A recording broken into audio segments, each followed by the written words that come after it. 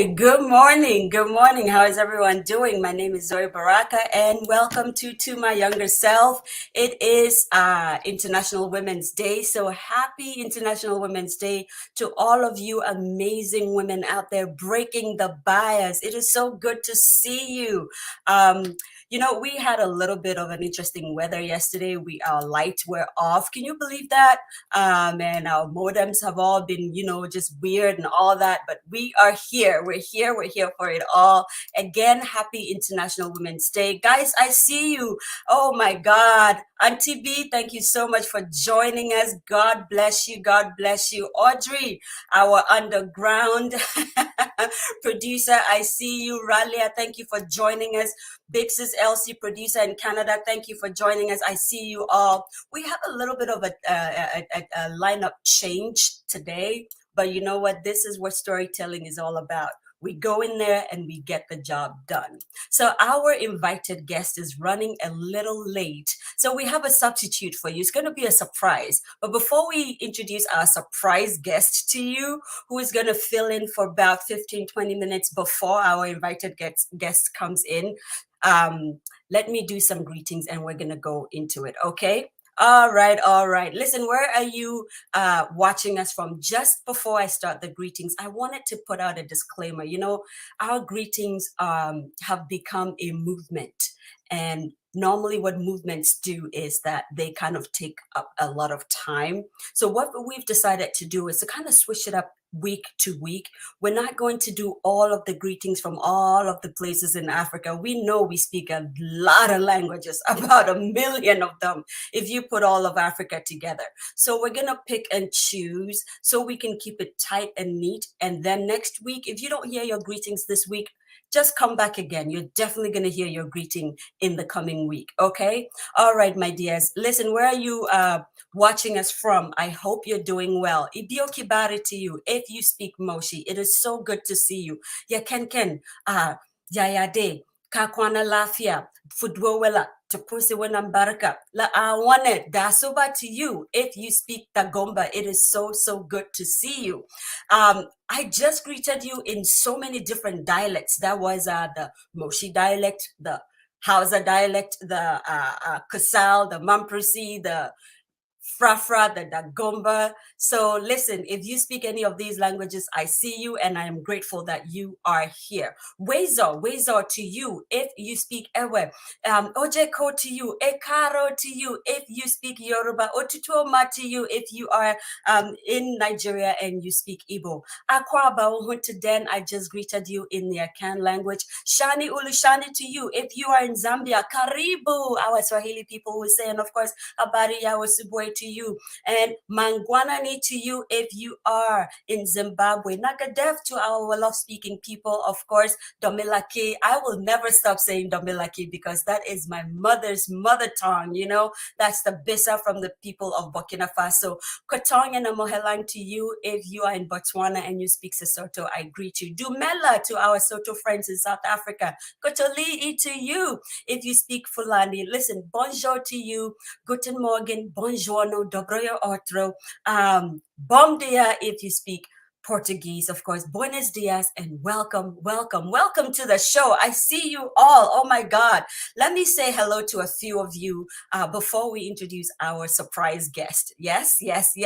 I have Jonathan Thomas here. Jonathan, God bless you.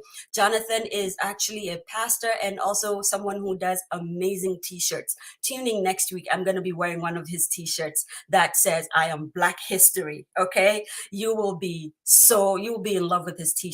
Thank you again for sending us those shirts. Thank you. I see our producer Yidana here. God bless you. Uncle Ben. Woo! It is so good to see this amazing, mighty man. He has been so encouraging, Uncle Ben. I greet you. Jane, I see you. And of course, Seti, I see you. Thank you, guys. Listen, our surprise guest, like I said, we are going to, we're waiting for our invited guest, Ibrahim Mahama, to get into the studio and kind of, begin to tell us stories. But as we wait, we're going to be celebrating some women. I see all of you women who are breaking biases. Beverly Ross, I see you. God bless you for being women. God bless you for being who you are. We're breaking the bias this year.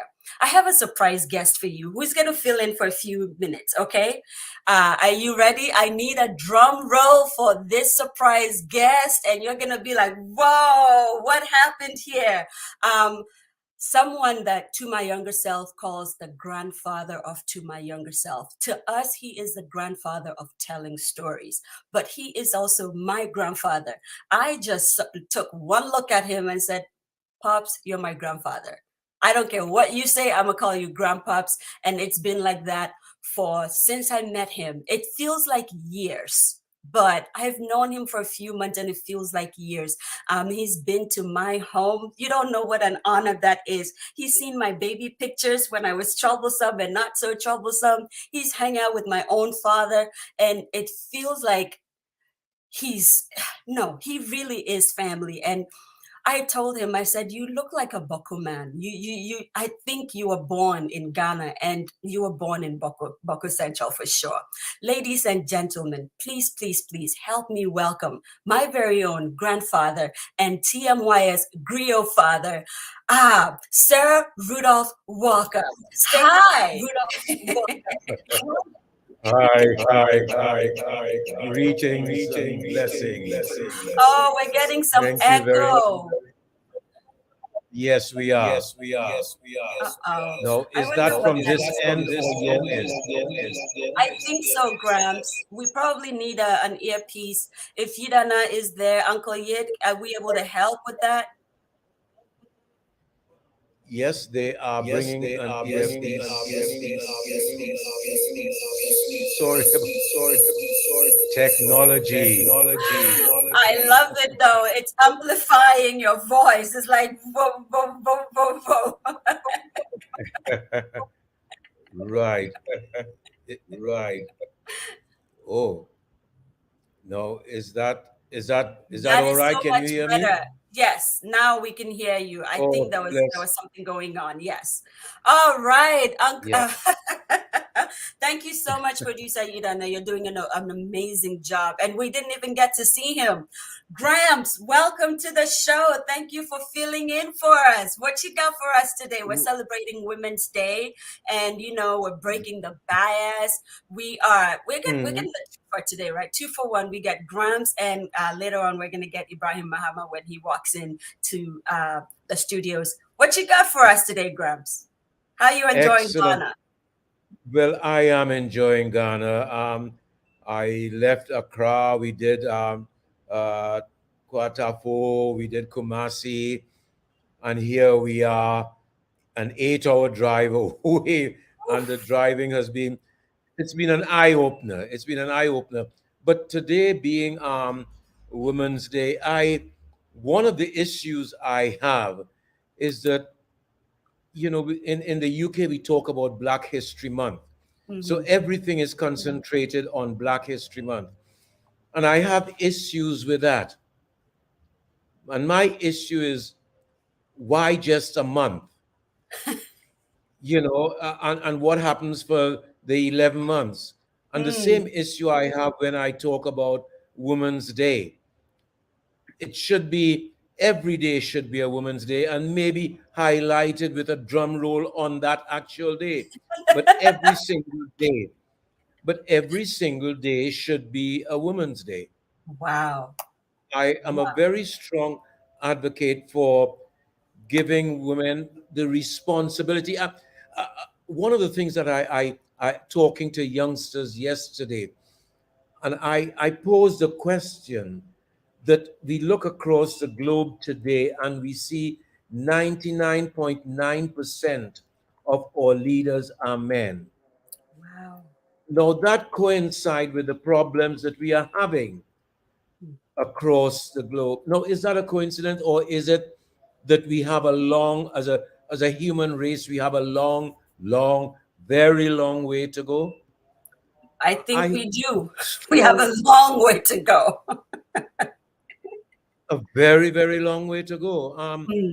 Uh, you know the Wow. the the as I said, I have an issue with that. I Wow. do. Wow. I have a great adoration for very strong women. It Oh. should be balanced because I think we both have an equal place on this earth. We both should be walking hand in hand to Hmm. improve, you know, improve the world and improve the human race. Wow. Not Thank you I so make much, decisions Grandfather. followed by you. And Yes, it's a yes. view. Wow. Grandfather, can you take a minute and just kind of, say hello to all the women who've impacted you? And then we're going to switch over very nicely to our invited guest, Ibrahim Mahama, who I understand is in the studio now, and we're trying to bring him in. And also, so to our producer, Uncle Yid, I know you're here and you're watching us. Do us a favor and try to get our invited guest settled in, and then Real Father is going to give out a couple of shout outs. First of all, I'm giving myself a shout out on his behalf. I'm his granddaughter. So, first, a greeting to me as a woman. So, Yes, Grandfather, well, go ahead. my greeting. Yes, my greetings to you. It's just by chance that I happen to be here to talk to Yes. you again. You are doing a phenomenal job, and blessings to you. I bless my mother, my mother, sadly, who is no longer with us.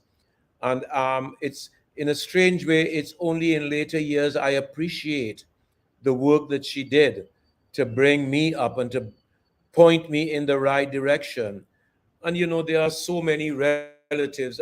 It's interesting that if I look back, women played an extremely important part in my life and responsible for where I am today. My blessings to you all, blessings to all women, the leaders, the ones who are aspiring to be leaders. The sky is the limit. Oh. We need you. Thank you. Thank you so much, Okay. Grandfather. You are the amazing, ladies and gentlemen, the amazing Sir Rudolph Walker. If you haven't seen EastEnders yet, you definitely have to see EastEnders. I just don't like to describe him as, Patrick from EastEnders. For me, he's my grandfather. And I like to kind of like be famous by proxy because, now I'm famous by proxy because, the man has been in my home. Okay. I just needed to put out there just to flex a little bit. Grandfather, so much love for you. Thank you for doing this for your granddaughter. You are an amazing man. And I'm so glad to be in your life and so glad that you are in my life and in everybody's life, really. Thank you. Thank you so much, Grandfather. I'm going to talk to you on the flip side, and Okay. we're going to start introducing our invited guest. I'll see you Okay. later, Grandfather. See you Bye. later. Bye. Bye. Bye. Ladies and gentlemen, thank you so much for hanging with us. This is the beauty of storytelling. Nothing is quite as scripted. We kind of just go with it. And I'm so glad that you're hanging in here with us. As we set up Ibrahim Mahama so that he can join us, I want to introduce him a little bit. Funny enough, we kind of had a video intro for him because for this young man, it is very, very, very difficult to introduce him. He's doing so many amazing things. Ibrahim Mahama is one of those men. He's a young man that is concerned with value, global commerce, and the detritus of colonialism. He's an artist who is known for large-scale installations made from materials with particular significance to Ghana's past and present.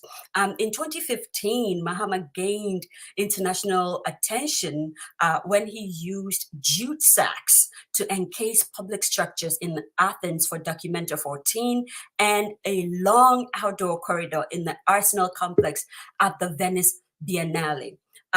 So I don't want to say too much. We pulled together a couple of videos from his various works, interviews, featured documentaries, and spot profiles off of YouTube and other video platforms, and we just kind of put together a little bio. So I'm going to let Ibrahim Mahama himself introduce himself via video to you. Okay, stay tuned whilst we try to pull that up. All right, this is going to be interesting. It's going to be an interesting time. And by the way, this is a surprise for him. I didn't tell him that we're going to be doing this. So this is going to be interesting. I think he's going to be so, like, oh my God, I can't believe you did this type of thing. Hang with me real quick as we do this. Bear with me one moment. We had a little bit of an internet snafu because we had terrible winds in New York. I don't know where you are in the United States and if you had the same. So our internet is kind of, iffy. But yeah, let me introduce him. Here we go. Stay tuned, guys.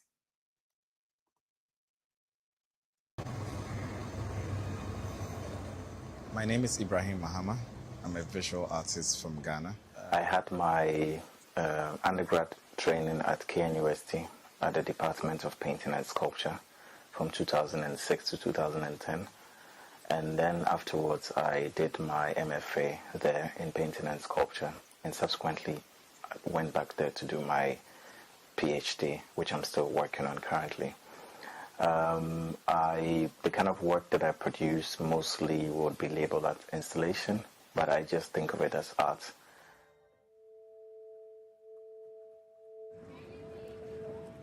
At some point, you realize that materials are so complex, and there are a lot of memories and then also symbolisms and sites, spaces, history, memories that are somehow trapped within these objects.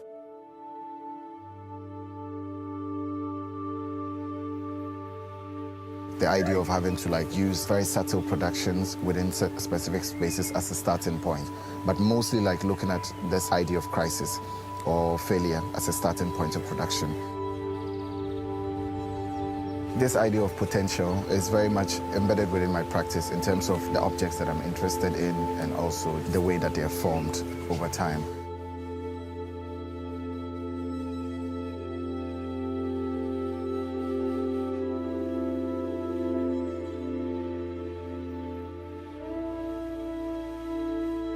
Building a studio space in Tamale with the help of my father. And when we started a year into it, I had a conversation with a Ghanaian artist, Kofi Dawson, and I thought it was important somehow to create a space that could shine more light on practices that had emerged in the 20th century, and then also to create a space where art could be recontextualized or seen in a very different way, because there isn't much invested within the cultural sector within our country and within the continent at large.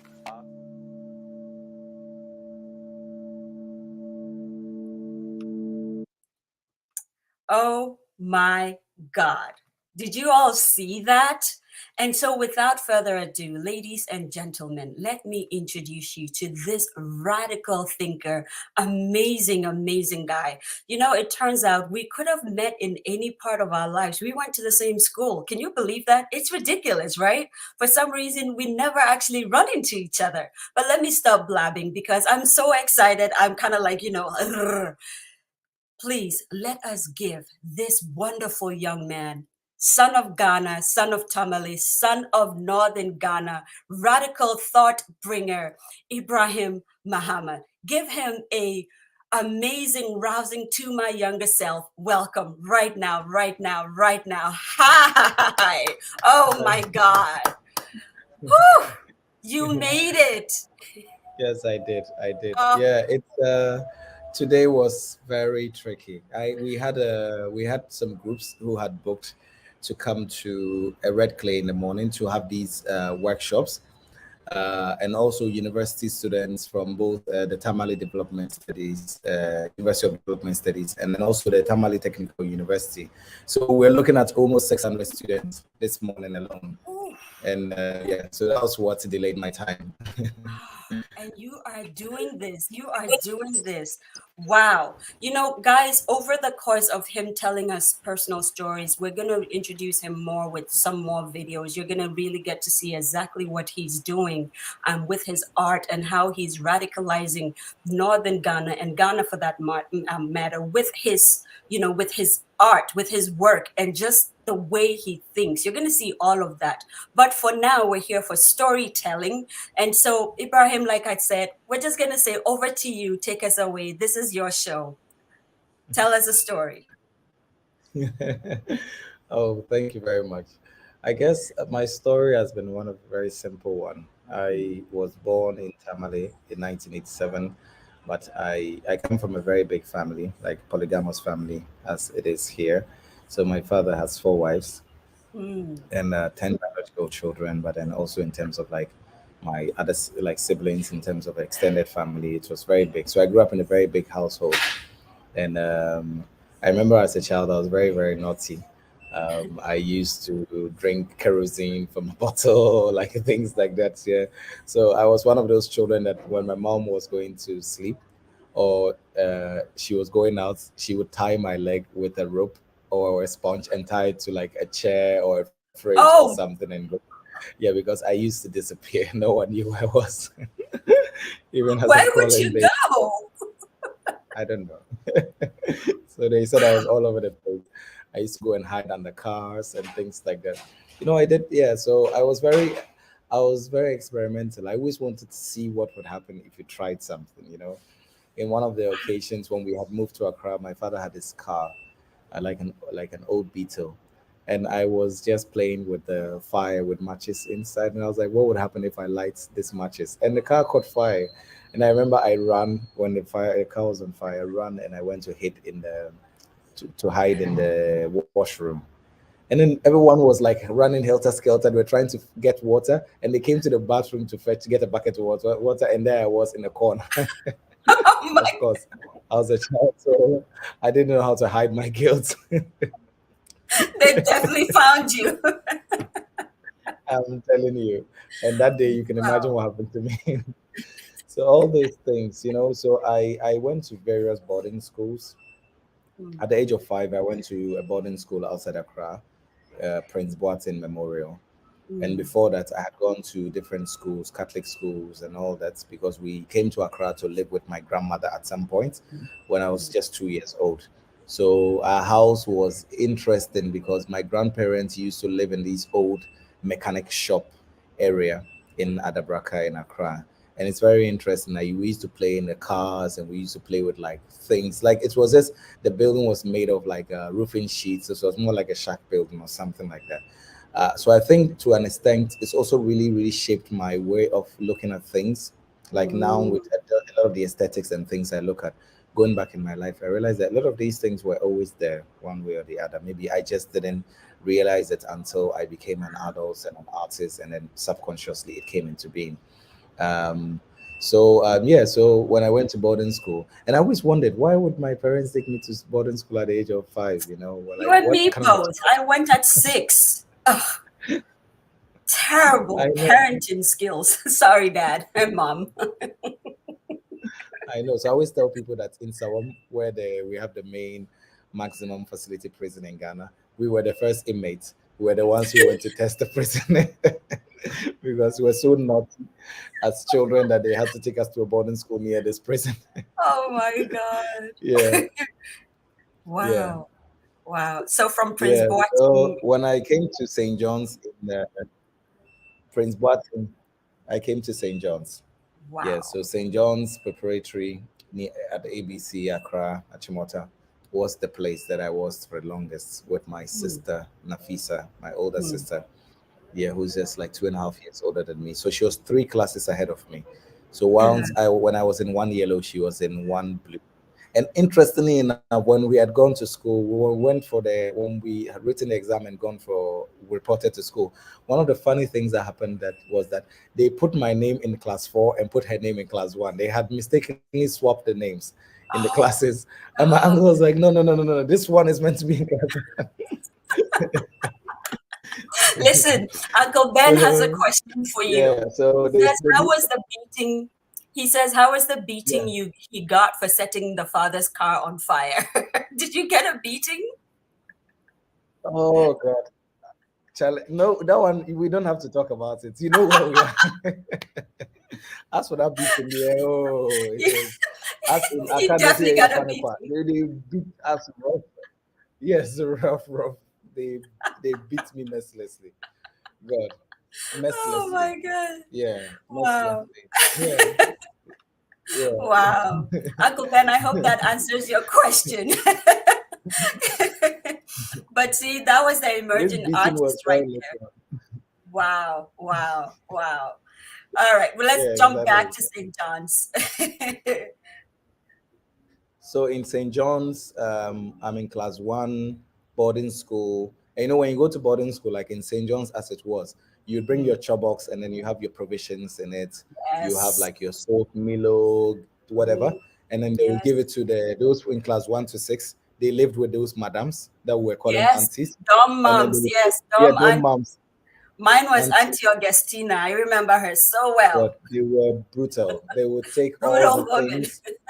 Very brutal. God, they would take all the things and then the soap and everything. They were very lovely though. To be able to live with kids like that and take care of them, it's not an easy Yes. thing, you know. Because we were So like 50 in a dorm, right? Maybe more. more than 50. More than 50, because we used to Yeah, share because beds sometimes.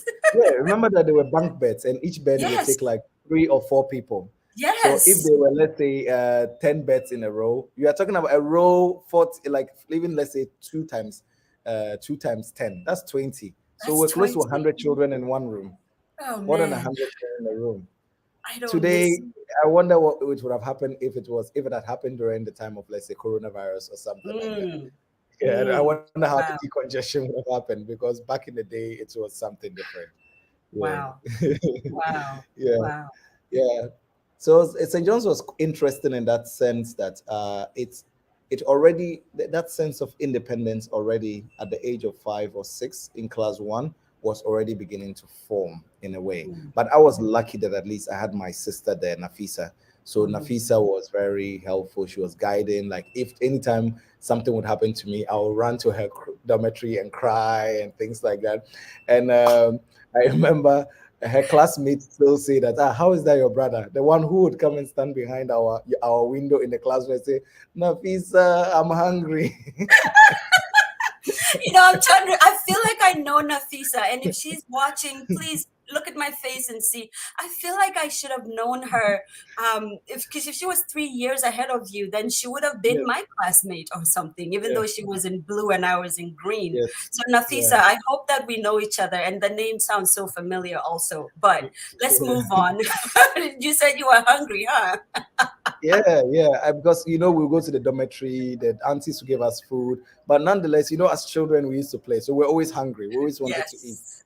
and I always would go, and then I'll not say it in English. I'll say it in the Bani. They say I was in Nafisa, Kumal, like things like that. So each time I come, now her friends will say, "Hey, Nafisa, unyanaba, say."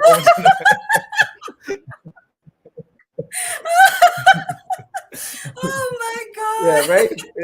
I love Look, it. those days it wasn't funny. Like, Oh. and she was the only one I could go to, of course. Eating outside Oh. like trying to get food outside the eating times. And Wow. some of the aunties that we used to stay with, they changed 1 or 2 of them. And I remember when I was in class one, the boys' dorm 1 to we had 1 to 6 instead of 1 to 5 in the girls' side. The 6 Yes. was in the top. Yes, And I remember. the toilets were downstairs in that Yes. corner in the middle of Oh. in the architecture, the way the place was designed. God. And I wouldn't like you when you had to go, not if you had to wee, we had the chamber pots in the room, and you had to pee in the And chamber pot. everybody peed in it, right? It was like a pedo pee.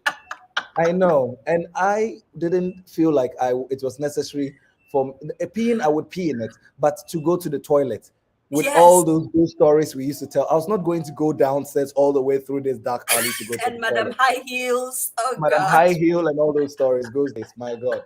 So I remember one of the days I decided that I was not going to go down, so I laid the package right in the front of the dormitory, like right there, and I went back to sleep. So the morning came, and then they were like, who did this? Who created this outrageous plan? And everyone was quiet. It was like, I didn't do it. I didn't go. I didn't do it. And they said, oh, we are going to form a queue. And if we form a queue, they are going to inspect all of us, our asses, and make sure, well, they didn't see any toilet roll or anything. So, but probably there's still some evidence somewhere. Oh And my then since God, I was the guilty one, I went to the last. I was the last person because I knew they would catch me at some point. God, and they did catch me at the end. Since I was the last person, I was the obvious. It had to be me. The kind of beatings that I got that day, also, it was Wow. God. Yeah, I just used to get myself into one trouble after the other, and also the aunties sometimes, like my father would come and visit, and he would give me money. Those days they would give us money, and my father, he was very generous. Like when my father would come and visit, maybe he would give me like chop money, like let's say Yes. 5,000 cedis back in the day. Remember That was a lot of money, 5,000 your cities. father would Yes. visit you and give you 5,000. That was more than my entire school fees that I was paying for Yes. the whole year. So Yes. sometimes my mom would be like, if my father had traveled and then they had given me these money and I'd give it to the auntie. During vacation, my mom would ask me to take the money from my auntie and would use that money to pay for the next year, the next term school fees. School fees. So, Wow. and my father was in Tamale, so he only come to Accra once a while. So when he came to Accra, and he was a contractor, when he came to Accra to come and visit us in school, everyone was saying, "Hey, Charlie, Ibrahim's father has come. Alaji has come. Alaji has." So all my friends would come. Alaji has come. Hey, because my father, like when he came with his BMW. So like all the kids wanted to see my dad because they knew that my father was very wealthy. So they knew that, hey, Ibrahim's father that we'd barely see, because all the other kids, their parents would always come. But my father came once in a blue moon. Once. Me That even too. for us, it Yes. was a gift. Because I had Wow. an uncle called Uncle Sani, Mhm. and he was known as our father, like Mhm. one of my cousins, Manan Sani. Mhm. So I that hope you know, Manan is here. he had to Hi, come Manan. Manan is my crush, my heartbreaker crush. We will leave it there. So Manan's father was the one who used to take us to school. Uh, He used to take care of us. So everyone knew him to be our father, you know. mm. So and we used to torment him because when he was taking us to school, my sister and I, because we're going to boarding school, always crying. His name was Mr. Sani. So Mr. Sani, like every Sunday, like when he came to pick us from school for, let's say, holiday, like a weekend break, and he was taking us back to school, we'd try to make all kind of excuses so he wouldn't take us to school. And he used to go to like the sports stadium, Accra Sports Stadium, to support Hearts of Folk and all that. So we'd be like, Mr. Sani, won't you go to the stadium today? He's like, don't worry. After I go to the stadium, after I take you to school, I'll go to the stadium. We're like, Mr. Sani, my friends have been bullying me in school. And I had a good friend, Audrey, when I was growing up in school. I really loved that boy. Like he was a really sweet boy. Like I was in class, I was 2 years ahead of him. So he was my best friend. So sometimes when he said things like, I won't talk to you, I'll be crying. I'll tell my uncle. My friend said he wouldn't talk to me. So I would tell my uncle, oh, Mr. Sani, my friend said he wouldn't talk to me again. My uncle's like, don't worry. When we go to school, I'll make a truce. Like I'll bring you guys together. Oh, I miss And then boarding school so much. used to cane us so much. So I'd also tell my uncle, oh, Mr. Sani, madam has been caning us. He said, don't worry, when we go to school, I'll warn her. I'll tell her never to beat you again. So anything not to for him not to take us back to school. He And would you know, in the just boarding school, those days there was Akubam, that ointment. You remember yes. Akubam, Akubam. those Messiah Mia. exactly. I love And it. one time the auntie whipped us, and then she after that she smeared Akubam on her skin just to make it extra painful. Oh my So I never God. forget that story. So I was telling my uncle, I was like, Mr. Sani, my madam has been beating us and putting Akubam on her skin. I think so now my mother forgets that story. My uncle's like, don't worry, when I go to school, I'll give your auntie a very strong warning. My uncle never did any of those because it was all part of the training. What like you should? Oh my It's like God.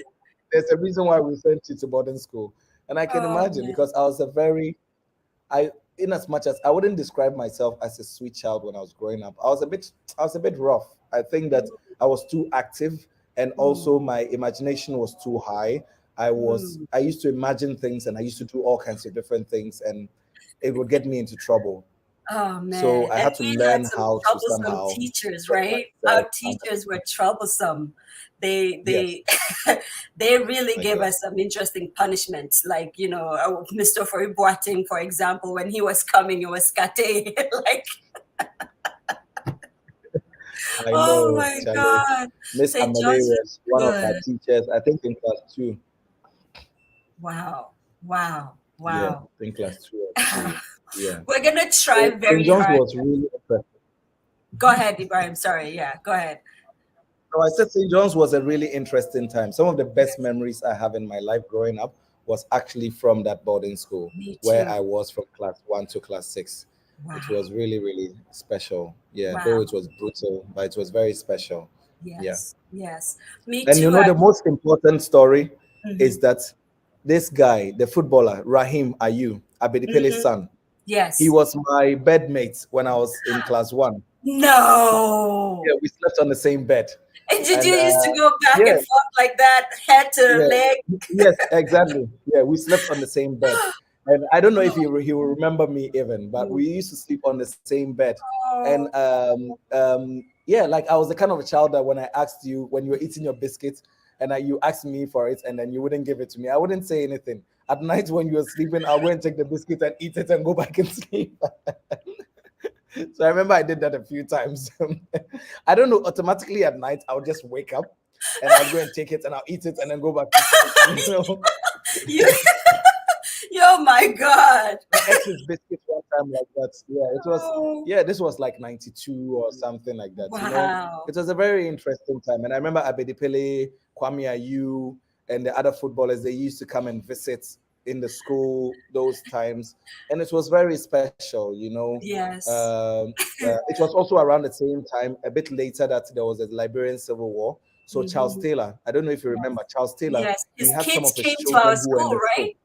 Yes, Boarding his school. Yeah, kids exactly. came. Yeah. Kwawol, I remember them, Exactly. the girls. Exactly. Oh my God, very Exactly. abrasive. So We were scared of them. Yes, exactly. I know, I'm telling you. It was a very different time, you know. So some of these memories have stayed with us, and you kind of go back in time and you're like, oh wow, you actually cross paths with people, even someone like you. Imagine, like, you know, we went through the same school through our childhood and we never met. We never met.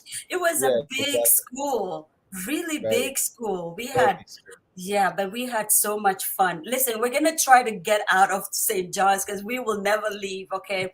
And so I'm going to try to propel the story a little forward. And we've prepared another showcase because I want you to see the imaginative child that Ibrahim is. And by the way, my father's middle name is Ibrahim. So I'm very attached to that name. I love saying Ibrahim because when I was growing up, you cannot call my father Ibrahim. You will.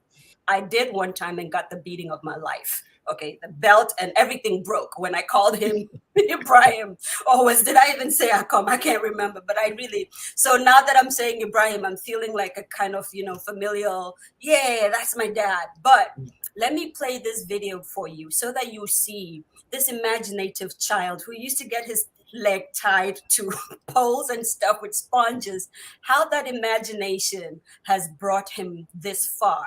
Okay, hold tight and I'm going to share this video with you guys. Here we go.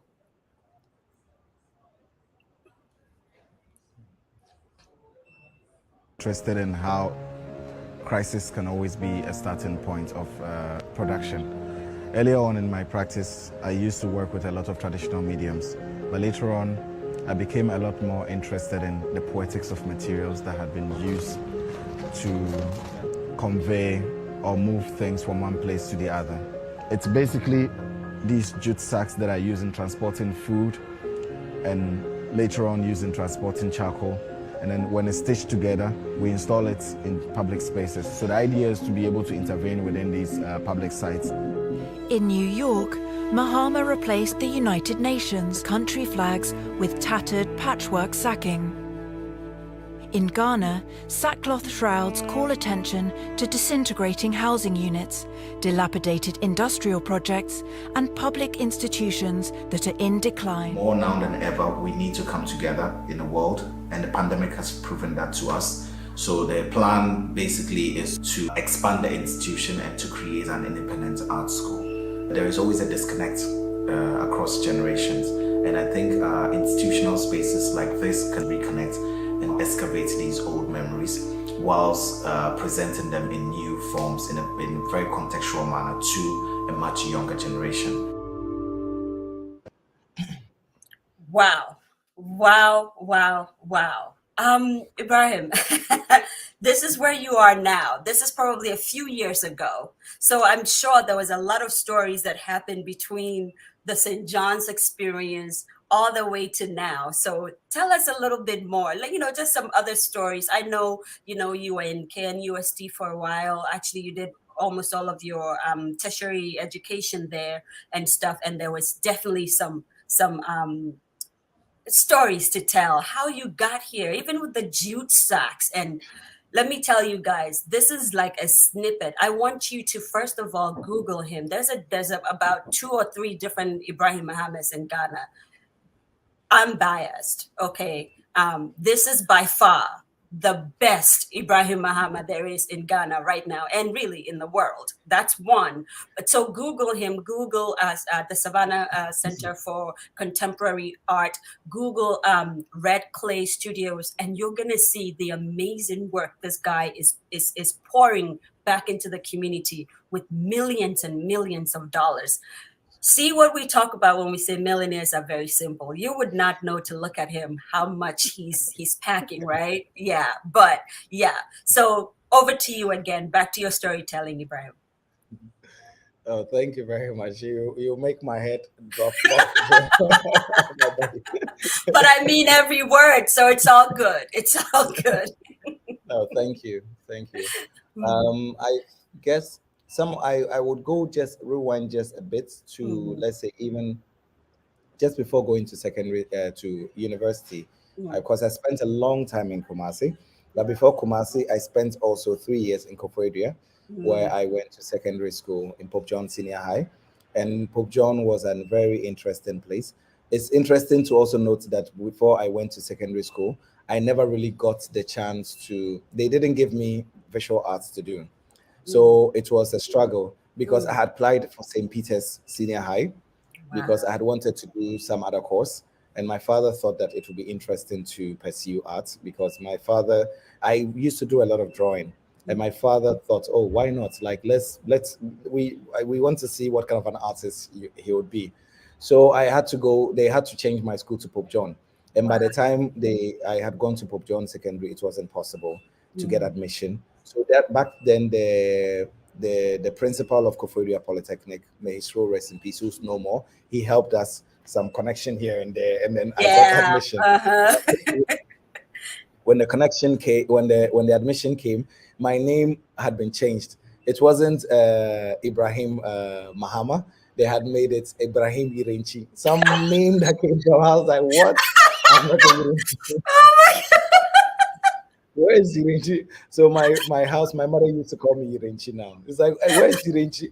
I was like, so we had to wait for another few weeks for them to change the name.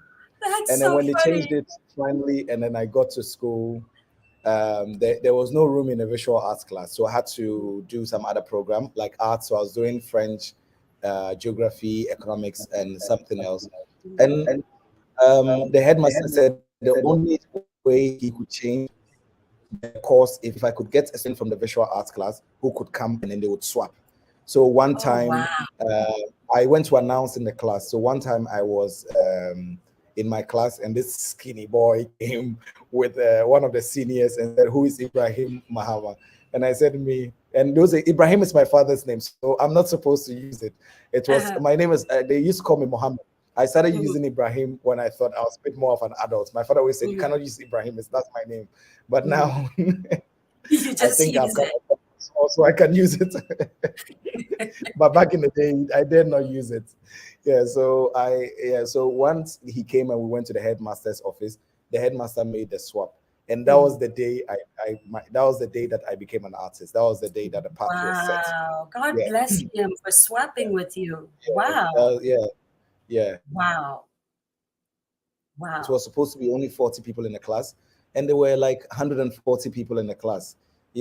Back in those days, in secondary school, but they used to dismiss a lot of the students because they'll tell you that if you get, let's say, an F 3 times in a row, they would sack you. I never imagined how someone would get an F to even think about getting 3 Fs. But a lot of them were sacked. By the time that we were in final year, we were only like 80 in our class. Wow. And out of the 80, almost 40 of us ended up in the same class in university in Pope John. Wow. I said in Wow. Pope John in KNUST doing the program, painting and sculpture.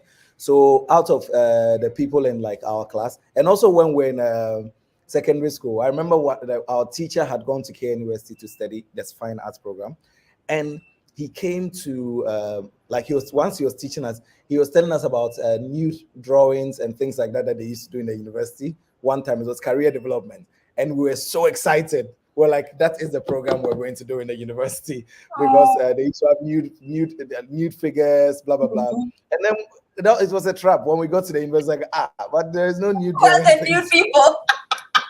Well, Because I was considering between doing architecture and then between architecture and fine art, and I was like, so. But we did a few new drawings and others, and it was of like colleagues you would meet, professors and people alike, because the program in KNUST was founded on the old British curriculum. So there was very little imagination around it in terms of yes. artists thinking about artistic forms and things like that. So at some point, Uh-oh. Are we having an internet issue? Producer, I know you're watching and you're there, so can you help us, please? And hopefully Ibrahim can still hear us. All right, we're gonna stay here for a few seconds and hopefully kind of like jumps back, because that normally happens. And I'll take this opportunity to say to our leaders in Ghana, please help us fix this internet issue. We cannot keep doing this. Internet issues are very important. This is how we communicate. This is how we bring in more commerce and get to know each other. And at this point in our lives, did we get him back, that's what the Ibrahim? internet in Tamale, but only God. I know. Oh, I know. Wow. Wow. Hello, Yes, Zoe. I can hear you, but you're stuck. It's okay though. We still love your voice, so let's go. You can keep talking. Hopefully we'll unhook. All right. Ghana has done it again. I had to go and use my big mouth to tell Ghana, please fix the internet. This is what they'll do. I know, Auntie Esther, just when the internet was getting, the story was getting so fun, so fun. But let me take this opportunity to at least, just say hello to everyone that is here. I'm probably not going to be able to say all the names, but if I didn't say your name, it's no slight to you at all. I probably just didn't see you, but I appreciate you. I appreciate you. Let's see. I see Rabbi, or hopefully I'm saying it right, Rabbi or Rabbi Enoch. Thank you so much for joining us. Francisca Adam, I see you. Real quick, Uncle Yid, producer, if you can, maybe just go out of the studio and try to come back in, so we're not having the, round black circle. That would be very helpful. I'm going to take you off and then you can come back in. All right. Thank you so much. Okay, and who else do I see here? Let's see. Auntie Doris, I see you, Doris Ashan. Yes, Akobam. I know, right? I know. Wow. Let's see who I see here. Stephanie, yes, you did say that you went to St. John's also. I wish that I could get to meet you. We had such a good time in St. John's. And yes, Oforiboat, he was the music teacher. And oh my God, his canes. We will not even go there. Baba Fawcett, I almost missed you. Oh my God. Thank you for joining us. Uncle Ben. Yes, he was very high imagination and very, very gifted child. I don't know about that. I mean, Dada Bees. I went to St. John's and I don't think my parents really understood the idea of bringing provisions to school. So what they did for me, I would just take, well, not really my parents, but my mom, to be more precise. I just went to school with Gary, Shito, and if I'm lucky, Sugar, and maybe Nido.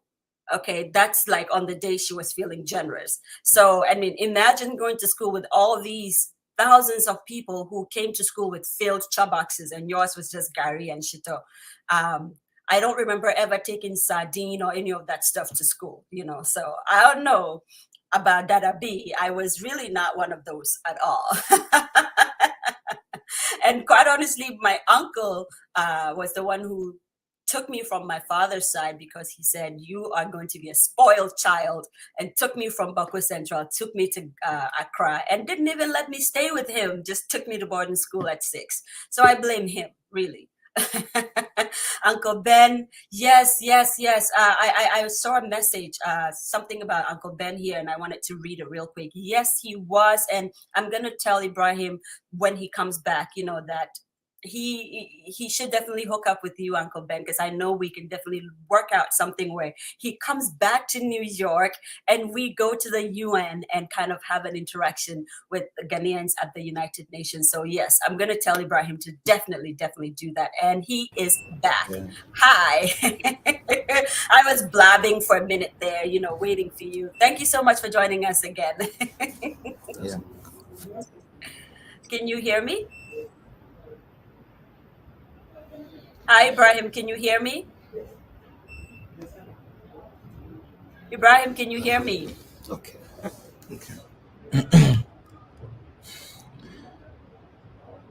Can you hear me, Ibrahim? Uh-oh. Uncle Yid, he doesn't seem to be able to hear me, so can you help me fix that?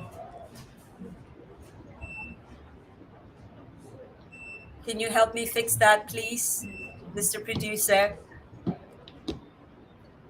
Maybe we'll put an earpiece in or something. Yeah. We're gonna take that off whilst they fix the situation. But yeah, let me see. We're gonna be reading some clearly St. John's was a Dadabaska. I don't know about that. I'm going to keep saying that. I really didn't feel like a Dadabi at all. I personally had to really fight to get to the top. And I think I had to do that with my reading. So I'm going to give my dad that credit. He used that situation to kind of build my reading skills and my writing skills, you know. So that's probably what happened there. I don't know if I was really Dadabi at all. I really wasn't. Hi, Doris, again. It's so good to see you. Yes. Thank you for watching us live from Northern Ghana. I'm going to go back over now. I'm just kind of chilling with you guys. I like this. In Katasco, I didn't even have Shuta. Shuta was seen as an Accra thing, Gary and sugar. Yes, no milk, no sardine, no Milo. Anyway, there. But for the grace of God, you know what? You're so right. I should be grateful. And to be, you're right, they are trying, pa. They really don't want Ibrahim to come on here and tell us his amazing stories, but we're gonna keep pushing. We're gonna keep pushing. We really are. Sumaya says, Zoe, do you remember the letters you used to write? Emotional blackmailer. I used to write some of the most amazing letters. Yo, man, you don't even know the half of it, but we won't say that yet. All right, let's see. Maybe Ibrahim can hear me now. Hi, Ibrahim. Can you hear me now? Yeah, I can hear you, but the line keeps breaking. I don't know all the networks we have here. Yeah. It's a Ghanaian thing. I know. We go through this. Anyway, let's jump in real quick because I have one more video to show, and so let's go. Yes, let's go. Yeah, sorry. Let me see. The volume is also a bit down. Yeah. Okay. It's always the internet is the biggest thing that worries us here. Yes, I know. Wow. So you were talking to us about. But can you hear me clearly? Yes, now I can hear you very clearly. Thank you. Yes. Can you hear me? Okay, but yours keeps breaking. So yeah, I can hear you, but it breaks many times. So it's a bit difficult to hear what you say sometimes. But I think that we will manage through. We'll manage this one, yes. And we're gonna really try to fix this on our own because Abino, you know, anyway, we won't go there. Okay. Yeah. Okay. I see that the Mr. Producer is over there and he's trying very hard to try to fix it. And so whilst we're waiting for him to do that, just go ahead and finish your story about going into the visual arts class in KNUST. Okay, as long as you can hear me. Yeah. Yes. Yeah. Yes. So the curriculum was very interesting.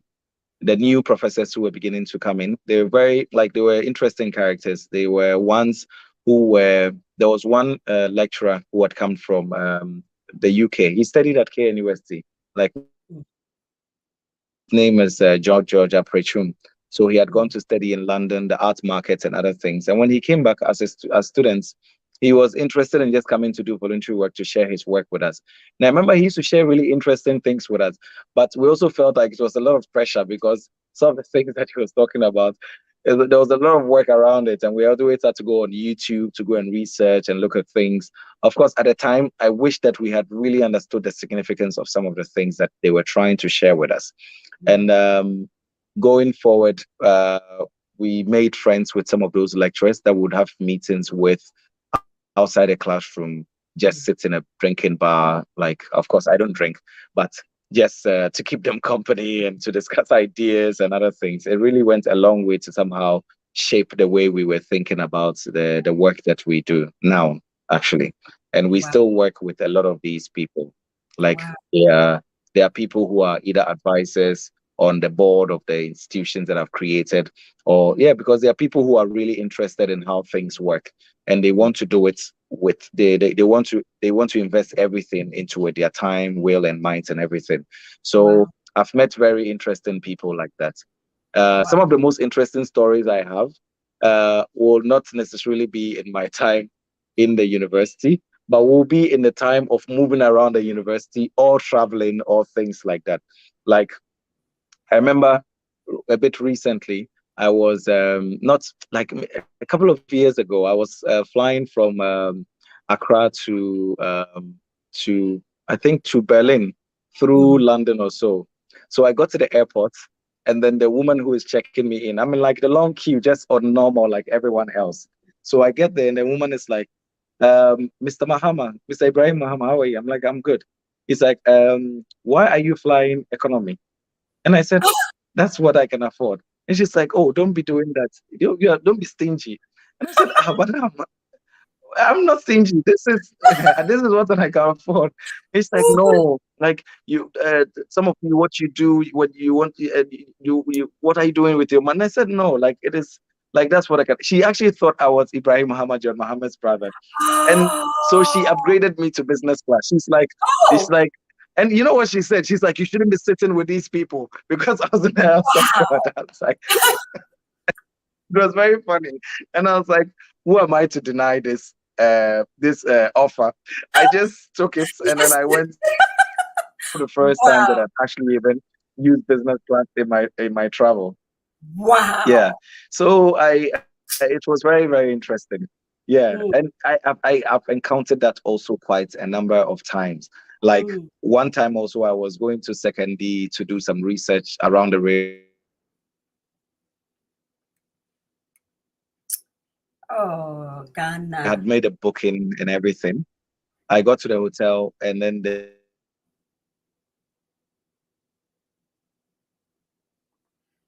Oof. This is literally painful. Like, it's paining my spirit that this internet is doing this in the 21st century in Ghana. It's ridiculous. And to think that we just celebrated our 65th birthday, Kwame Nkrumah's Ghana. Wow. I can't even. What I'm gonna do is, as he's trying to come back on, I'm gonna play another video of Ibrahim Mahama to you. This is the culmination of all of his work, I wish. Oh, he's back. I was just about to play another video of you, but yeah, finish this story and then we'll go into and play that video. Go ahead. So all these, so they were like, oh, so when are you arriving? I said, oh, let's just relax, I would come. So I remember when I came, they gave me extra treatment. And sometimes I felt a bit offended, because I was like, if you look at the other Ibrahim Mahamas, one is very old. He's in his 90s. And the other one is like in his late 40s. I think he'll be almost 50. Yeah, it's like early 50s. And then I'm like, I was in my late 20s at the time. So I was like, I'm really offended. Do I look, even if you don't know the person, I don't look that old. Oh my It's not God. easy. So I had some of these things over time, but now Mhm. at least I'm happy that when the name comes up, they always want to say, "Oh, which Ibrahim Mahama? Is it an Mhm. artist? Is it a politician? Is it a lawyer? Is it this?" So at least Right. now people like to clarify. And also when people look at my work, there was one time one of the greatest blunders that ever happened was one of the TV networks in Ghana. I was doing a project, an exhibition in Accra, and they were introducing it was a group show together with the university students, and they were introducing it. They said, "Oh, the students at KNUSC are doing an exhibition at the museum in Accra, and Mhm. Ibrahim Mahama is one of the exhibiting artists." And by the time I realized they've shown a picture of Ibrahim Mahama, John Mahama's brother's picture on No. TV, they're like, "Oh, we didn't know he was also an artist." And then they would also even bring pictures sometimes in the news articles online. They will be like, "Oh, and he owns Bugattis, private jets, blah blah blah." Though to tell you later on, when I was buying these airplanes and transporting them to Tamale, I couldn't defend myself anymore because like but even if the other Ibrahim Mahama has one airplane, this guy has like six, seven, Six eight more. airplanes, and I'm like, Oh those are my. imaginative airplanes. They are supposed to help our imaginations to be able to leap because of the kind of conceptual and philosophical work that I do. And Oh. whereas they thought that, oh, this is Ibrahim Mahama, like someone is even telling me in Tamale recently that recently I drove past some people and they're like, oh, that's Ibrahim Mahama. So someone came later and they're like, "Oh, you were not here. Ibrahim Mahama came to pass by," and then the guy was like, "Oh, so and I wasn't here. I would have gotten some money." And the people were like, "Oh, this Ibrahim Mahama, he doesn't have money." And I was like, "That's very good." He doesn't give money. And I was like, "That's very good." Oh my God, that's And I funny. was like, "That's very good. I like it that way." It Oh, allows us to concentrate and do the work that is needed. yes. Wow. Yeah. Speaking about So the work, yeah, yeah. there are other stories, professional stories or family stories Mhm. around like people that we've encountered, some of the work, like even in working internationally, some of the stories you would encounter, like when I was first invited to show at the Venice Biennial. I was so young, I was in my 20s, and it happened that these were things we used to study in school, and you'd never ever dream. Imagine like the Venice Biennial is like the World Cup of the art Yes. world. Yes. Imagine the first time a Ghanaian artist at that age, I was the youngest artist ever to show in it in more than 120 years. And Yes. Black got there showing like making the biggest money installation that was ever shown there, and a lot of people that would encounter me there, they thought that I was actually like like someone who had been employed to come and like install the work or things like that. People didn't think I was the artist because sometimes when people hear your name or hear things that you've done and they meet you, you don't live up to the tax. Because for me, I don't really think I have anyone to impress in this world. I'm trying to do the best of the work that I can to make sure that it can influence the lives of others. But Mm. I'm not really going to try to live a certain lifestyle because society demands or things that, oh, because we've heard that he is this person or that person, he would live this. I'm like, no, I don't have that time.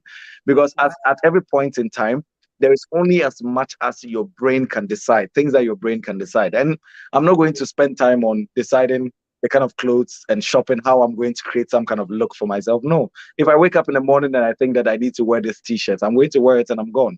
At the end of the day, the most important thing is the work that you do and how that affects the society that you live in. So Wow. for me, that has always been like the first priority and the first goal. So that Mhm. even allows you to determine how you spend your money. Because I Mhm. have some friends who only fly business class wherever they're going in the world. But for me, I don't really care. I would take, even if it's like the cheapest tickets I would buy. The most important thing is that you get to where you get to, and then you are efficient and you do the work that you have to do. Like Wow. I went to Congo some years ago, and people would be like, "Oh, why would you go to Congo?" And I'm like, we go to America and we go to New York, and like we go to New York, we go to Los Angeles, we go to London, we go to Shanghai and other places. Why can't we go to Why not? Congo? Because Yes. remember that in the Pan-Africanist time, Ghana had a very deep connection with Congo through Nkrumah and Patrice Lumumba and all that, and we owe it to ourselves. Not if we want to show solidarity, we don't have to show solidarity to places that we think that we can benefit from. Because if Yeah. you're looking at crisis in the world, people always say that, oh, but people here are suffering. I'm like, oh, but what about the people who are next door, who are going through even worse predicaments than other people in other parts of the. So not to say it's all predicaments are predicaments and suffering is suffering, but to say that as Africans, it's very important for us to reinforce the values of helping one another, because Nkrumah did a lot of that back in the days by helping to build the African Union, or helping to build these coalitions, building industrial sites or infrastructures that went a really long way somehow to shape the Ghana that we know today. So if as people who've inherited this inherited life within this timeline post the Nkrumah age, I think that we owe it to ourselves to somehow go back into these legacies and see how we can make work that can expand upon those trajectories that were set back in those decades ago. So for me, those are the things that really shaped me. And when you think about the gravity of it, it can only make you as modest as possible.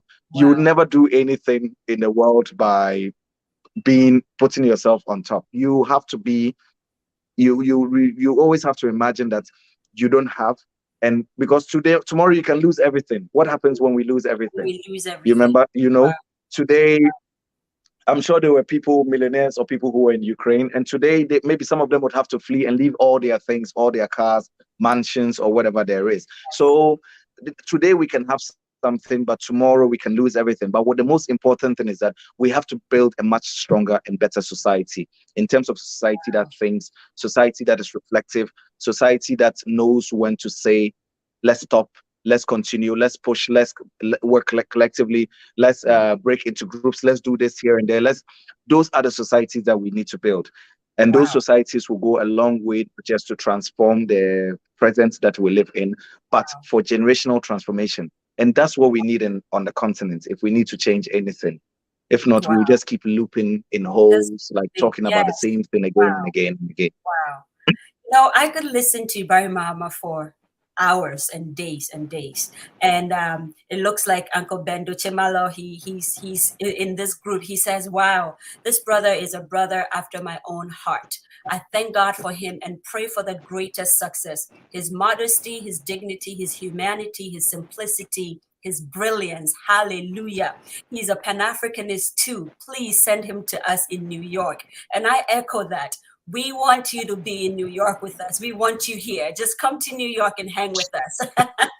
But guys, as he's speaking all of these, I don't want you to think that he's just speaking out of thin air. He's a do-it guy. And I want to show you guys one last video of the work that he's doing, with Red Clay Studio, and, also the Savannah Center for Contemporary Art. So just hang with me. And I know, let me tell you that the comment area is buzzing. It's like, bzz, bzz, I can't even keep up. Guys, hang in here and I will show you one last video of the work. This is the culmination of all the work that Ibrahim Mahama is doing in Tamale, Ghana. Hold tight, guys, hold tight.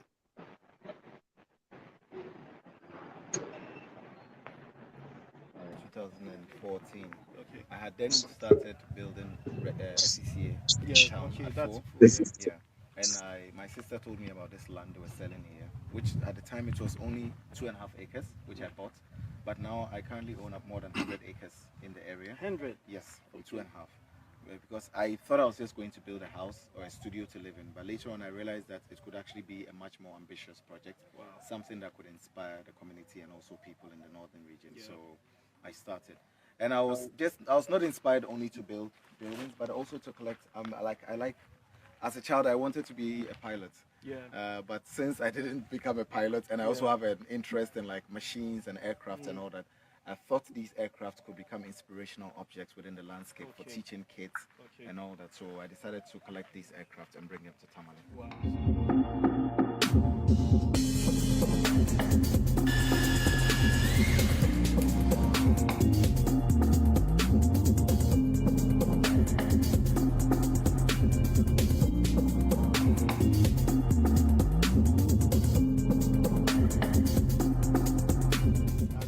Why is it totally free?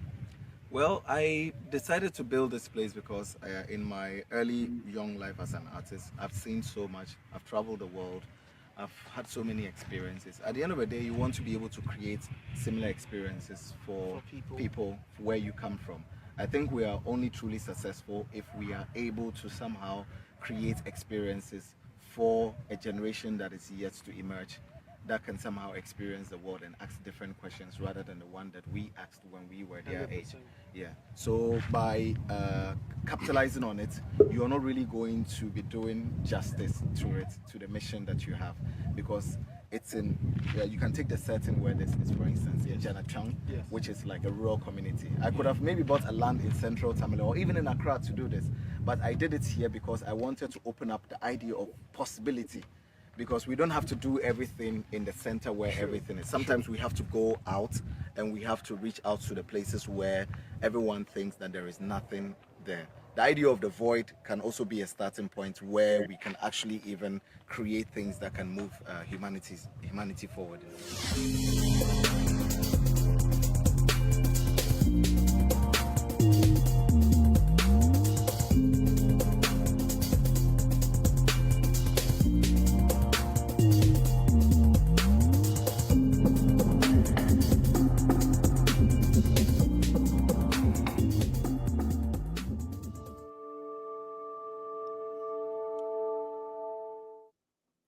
Wow.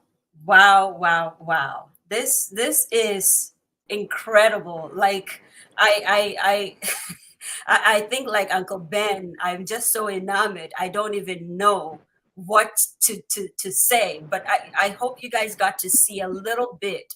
This is a video we borrowed from a blogger on YouTube. And I see Ibrahim is straining to hear, so I'm going to also try to strain to talk so he can hear us. But this is a video we borrowed from YouTube, and you just got to go into YouTube and Google and you know, put in Ibrahim Mahama artist, and you're going to see all of the work he's doing. Amazing, amazing work. This is a guy who bought 6 planes with his own money and kind of transported it all from Accra and wherever else he got them from around the world and brought them to Tamale, and he owns over 100 acres of land, but not his land. This is land for the people. And he's put all these planes there, grounded them, not for his personal use, but just so that young people who have never seen a plane or even conceived the idea of what a plane is, can go in there and just jump on the planes, you know, see what the cockpit looks like, what the passenger place looks like, all of that stuff, just to give them the spirit of, or the idea of imagination. This is what he's doing. And also with his space in Tamale, the Savannah Center for Contemporary Art, it's totally free. He charges nothing. Listen, if you're out there, and this is, Ibrahim never told me to do this, but I feel a need to do this. If you're out there and you have any amount of money at all that you would like to support this thing that is building dreams, we don't know how many pilots that are being generated out of there. We don't know how many engineers, how many Navy fighter jet, whatever. We don't know what futures he's shaping. I want you to go and support it, whether with your money, with your time, with your skills. Indeed, when I go to Ghana, I think it will be it will be the first place I visit after my father's house. I guarantee it. So guys, just, you know, this is what storytelling and African storytelling is about. This amazing young man doing incredible things, but in the background really doesn't care about the flash at all. I'm so enamored by him, and I'm not ashamed to say it at all. I really am not. Ibrahim, we're about to end. Do you have one last thing to say to us, another story, something to say to us before we close? We're an hour, 14 minutes in, but we don't care. We're here for it. So hopefully you can hear me. Yeah. Can you hear me, Ibrahim? Oh, thank you. Thank you very much. I think that, yeah, I can hear you. The line, the network keeps still breaking, but I think we'll manage. I think once I speak, you will hear me clearly, Yes. right? Yes, I hear you. Yes. Okay, good. Yeah. Okay, that's good. Yeah, so thank you very much. It's just been, for me, it's just been very humbling to be able to come here, to come back to this place, to be able to do this work. I remember as a student, um, when I was finishing my undergrad, there was always maybe the question of whether it was worth living here or living in Ghana to do anything. And then when I started my master's right after my national service, I thought that was actually the best decision I'd ever made in my life, because at the time, a lot of my friends would have said things. Some of them would say things like, "Oh, we want to work for some few years and gather money." But interestingly enough, in terms of our educational system, at some point, the government stopped subsidizing the master's and the PhD programs. So the year that I went to do my master's degree in 2011, that was the last year that they paid for the subsidy. So I was one of the last people that enjoyed the subsidy. So for my 2 years of master's degree, I would have paid probably around less than 1,000 cedis for 2 years of my master's degree when I was in KNUST. You can imagine how much students have to pay in New York, $100,000 a year and other Yes. things for tuition. Imagine the student debts and other things. But by studying in Ghana, and together with the conditions that existed up in it, it somehow helped me to reshape, because you're trying to build you want to contribute to a system. And sometimes one of the ways is that you have to bury yourself within the inefficiencies and the crisis and the failures that exist in the system. It gives you certain sensibilities that sometimes you might not be able to acquire easily. So for me, that has always been important. So further on, I decided why not do the PhD also in Ghana, because when you're studying here, like the kind of philosophical questions that sometimes you'd have to ask yourself based on the environment that you find yourself, the things that you encounter in the market. And me, I spend a lot of my time just roaming around the city, going to the market, listening to people having conversations. Because some of us, when we go to school, at some point, we have this kind of high note where we're like, oh, these are the uneducated people, these are the villagers. No, but that's not the case. You have to see yourself as you're more or less like someone who's gotten to a certain stage of his life, who you're still part of the people, and you have to somehow contribute your labor or your work back into shifting, let's say, some of the pre-existing conditions that exist within the society. So for me, going to the markets and other places, I've learned a great deal. A lot of the artworks that you see are actually coming from the market spaces. Like I would actually dedicate this talk since today is International Women's Day, to all the women who are in the markets in Ghana, because they are the true heroes. In the beginning, when I wanted to collect these jute sacks and I went to the market spaces, the guys there were very hostile because everyone thought I was young. Because when I go there, I'll introduce myself and I say, I'm a master's degree student from KNUST. They're like, what do you want here? I'm like, oh, I want some of your sacks because I'm doing an artwork and I want to. And like, what has these sacks got to do with these artworks? A lot of them thought I was, they were like, I was Absakawa boy or something like that. So at one point, some people chased me out of the market.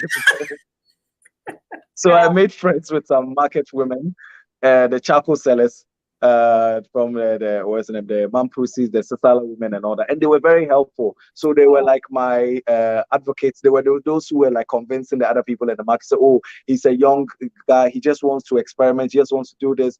Oh, and one of them knew my mother. They were like, and in the beginning, she was very worried. She was like, oh, I've known your mother for long. Like, I imagine that she giving you all this education for you to come out and do something really great for the family. But why are you going around collecting all these dirty materials? Like, you shouldn't end up in the same conditions that we see how we are suffering. You should go and work in a bank or blah, blah, blah. And I told them, oh, no. Like what I'm doing, one day it will change things, it will transform this and that. And at some point, they just had to take a leap of faith and say, hey, look, we'll give him this chance and we'll let this go. So they used to help me collect those materials.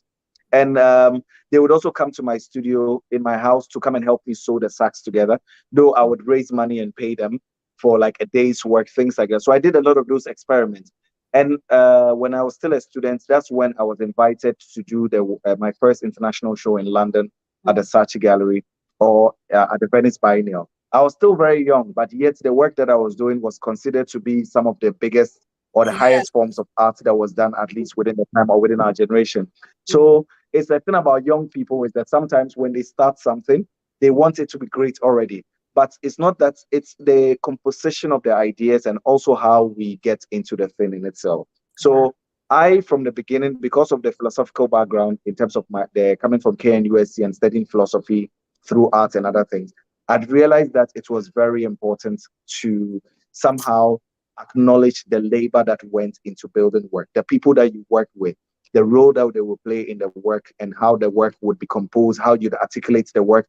And those were the things that were missing out of art in terms of looking at the modernist era, particularly in Western art, for a long time. Because we come from extended family societies. Yes. Like you cannot exist alone with your family in your society. So those things should also influence us in terms of how we make policies and things like that. So for me, in terms of making art, I always wanted to make things that I could share with people. And that was the thing that really pushed me in the direction of building these kinds of institutions. After all, my father himself had studied planning and architecture at KNUST some years ago. His roommate, actually, when he was in school, was the former vice president of the MPP, Ibrahim Mahama. He and my father were roommates and were very close friends. They even started their businesses together, blah, blah, blah, to a certain point of their lives. So and my father has always known various people, even the former president, John Mahama and all that, with Ibrahim when he was growing up. So sometimes when people say, oh, Ibrahim confused, I'm like, oh, my father is also Ibrahim Mahama. He was Ibrahim Mahama before Ibrahim Mahama was born. Like, so I like to make some of those jokes about some of those connections, because we're all one people at the end of the day. We only want to do the best for our people. So I never really see the reason why politics and some of these petty things allow us create all these different divisions. If you are a young person and you want to do something, or you are anyone and you want to do something, you always have to remember that no matter what you do, even one person can somehow be very significant in terms of changing certain aspects of the world or certain aspects of human existence, and beyond even human existence, in terms of looking at, let's say, ecological forms, looking into ecosystems, saving issues of environmental degradation, or whatever there is in the world. So for me, I've always made sure that when I meet people or when I encounter situations, I try as much as possible to first and foremost take the position of the one who is ignorant, who doesn't know enough, to first and foremost learn.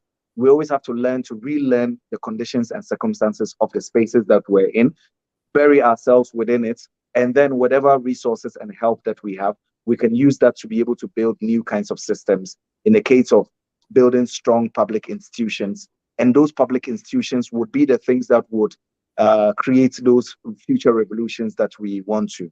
I am a big advocate for people protesting and all that, but building stronger institutions are the things that would transform the lives of our children and the way they think about their place in the world much better than any other thing. And that is what Africa has been lacking for a long time. They're investing into building strong institutions. And institutions, I just don't mean like physical buildings, but also mean infrastructure in terms of like human capacity, like the capacity to think, the capacity to be empathetic, the capacity to be brave and strong, to be courageous.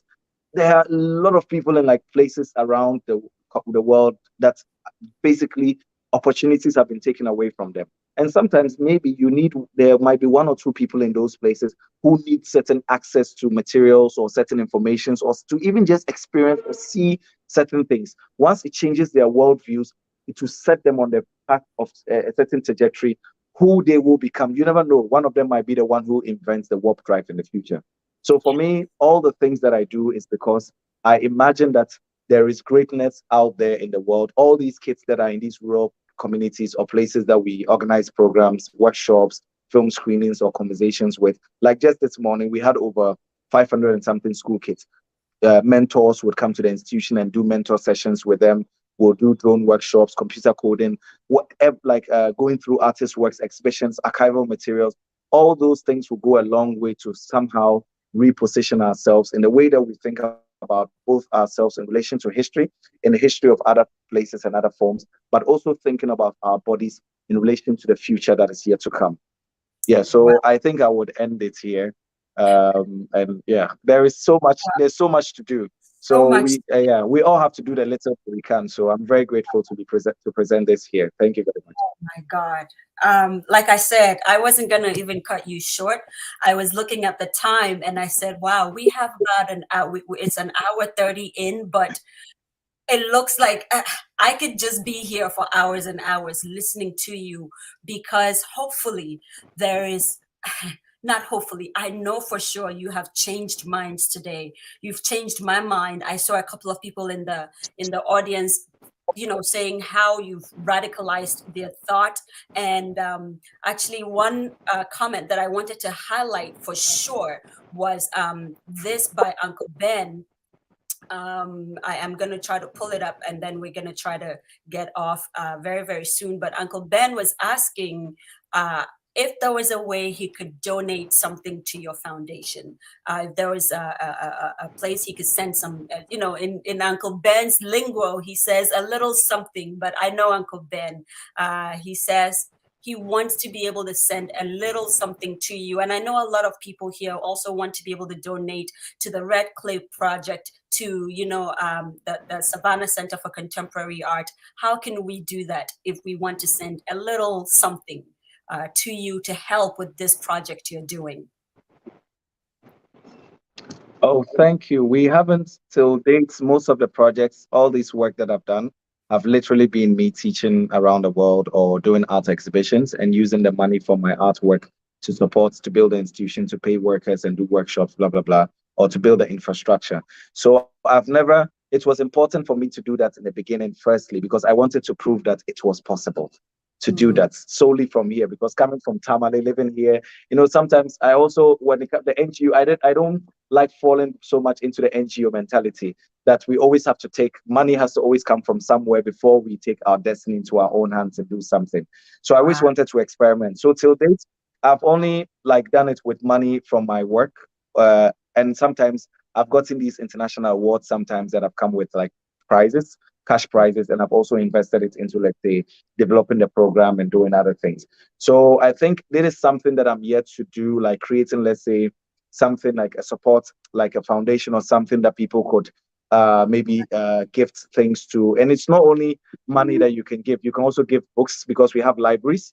You can give children's books. You can give your time. Maybe you're a computer expert or something. You're like a scientist. You want to do some workshops with kids. You want to share your knowledge, your time. So for me, it's not just about money, but it's also about it's also about labor. It's about people coming, living here, sharing their time with people. So though we need money to be able to do things, but we also need people who can also be here to share their time with people, like with the young people, to be able to use the infrastructure as a gateway to be able to disseminate what they can also share with people. So at some point when that happens, certainly I would share it with you, and then you can share it with your audience. I've been very lazy with it for a long time, because I've never really been the person driven by money so much. So whatever I get, I just immediately just continue working. So I will do that at some point. So thank you very much. I really appreciate it. And I will work on this and then see how maybe other people could contribute to the project in terms of the development of it. Because we have been thinking about building like a school, like a private, an independent art school that combines art, architecture, engineering, maybe science and other things. That's almost something like an MIT that would help children here to be able to, let's say, study things that ordinarily wouldn't have been possible. So there's quite a lot.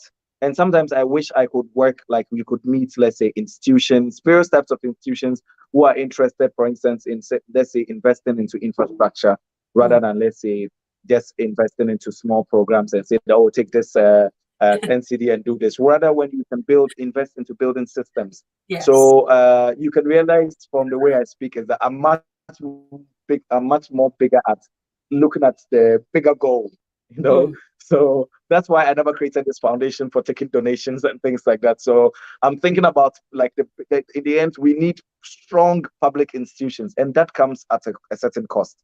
So I've spent more than $3 million over the last year building these institutions, across all the different areas. So for me, it's been very important to be able to do the work on this level. So if there are people who are listening who know institutions, who are interested in supporting institutions like us on levels like this, and then also connecting us to the people who can be able to help partner, to be able to expand these institutions, programs, and things like that. I'll be very much interested in that. So thank you very much. Uncle Ben, from Ibrahim's lips to your ears, I hope that you heard him, Uncle Ben. And for anyone else who was thinking I'd like to donate and all that, especially if you live in Ghana, take a trip to Tamale.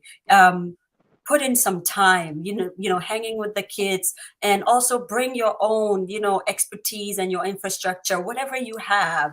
I think Ibrahim's heart and vision is this. Let's all pull in together with our little things. I'm telling you, if I was in Ghana, what I would do with him is to organize storytelling workshops so that these kids can invent their own stories. Who knows? There might be another Amatedu in there. There might be another Ikurama in there. Someone, teach them writing skills and bring books so they can read. And so we're going to do that. Even though I'm not there physically, we're going to organize workshops online, and we're going to do that. We're going to just invest in these kids. And I want you to do that.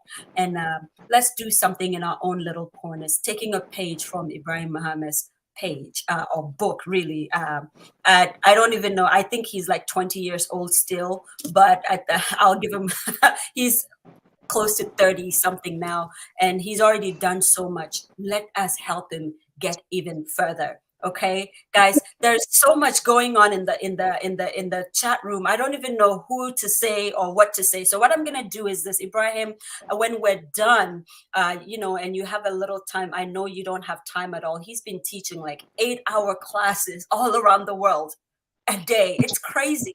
He still finds time to do these things graciously. But when you have a little downtime, you can go through the comment section, and we can pick out the people that want to connect, who have a little help here and there, not money alone, but with their offerings, their skills, their talent, their time, and we will streamline it, to bring you more help. Uncle Ben's comment will be our last comment for today. He says, "This brother is unique, extraordinary, mind-blowing, real, and he can only succeed. Truly a brother after my own heart. Least I should do is send him a few books." Yes, and we will work on that, sending him books and so many other things. And I am in at literacy and volunteering time. We're going to do this together. Ibrahim, thank you so much for coming in and just talking to us about stories and sharing your time with us.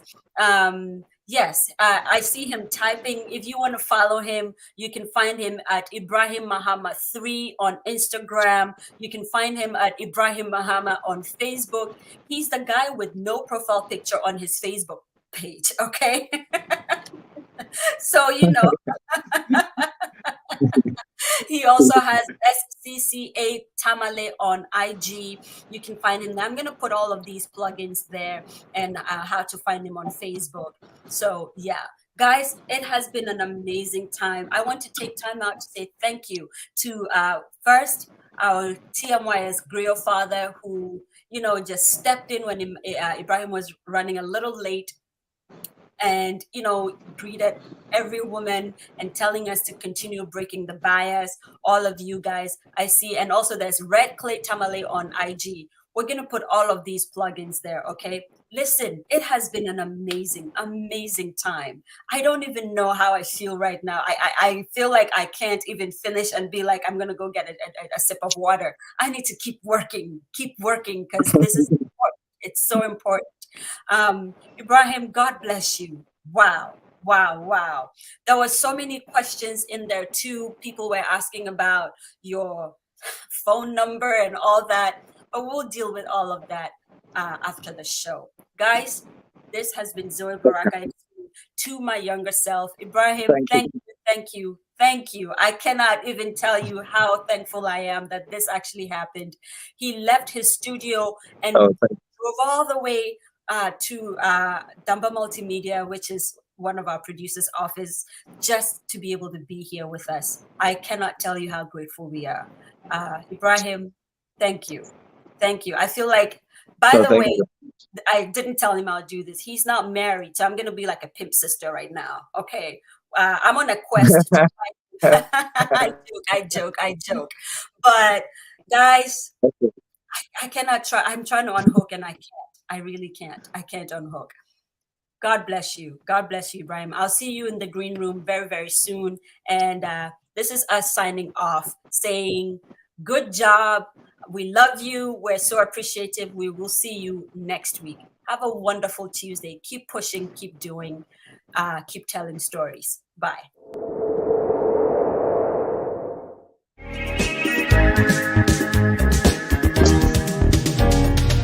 Me a from Moko school, my bye.